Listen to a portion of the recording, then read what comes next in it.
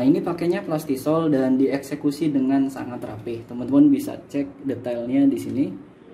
Coba bisa shoot lebih maju. Nah, kelihatan bahwasannya plastisolnya ini premium. Kita bisa kucek-kucek seperti ini juga. Ini aman banget. Nah, ini cara ngetes bahwasannya si sablonan ini sudah bagus atau tidak. Teman-teman bisa kucek seperti ini. Jadi ketika antara pertemuan warna satu dengan warna yang lainnya itu nempel atau berbekas, bahwasannya berarti sablon tersebut kurang bagus. Tapi ketika kita gesek-gesek seperti ini kan ada warna ungu, ini warna putih nih. Kita coba gesek-gesek seperti ini.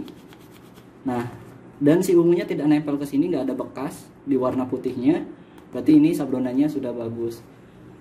Seperti itu ya. Ini pakai plastisol, dieksekusi dengan sangat rapi. Ini untuk bagian belakangnya. Nah, teman-teman bisa dapatkan juga segera karena ini limited edition, jadi buruan order aja, keburu kehabisan ya. Bisa langsung masuk ke Instagramnya, ada, nanti aku cantumkan, link Shopee-nya juga ada dan link Tokopedia-nya juga ada. Ada komentar nggak nih kameramen? Bagus ya. Maksudnya aku suka banget sih sama eksekusi sablonnya ini.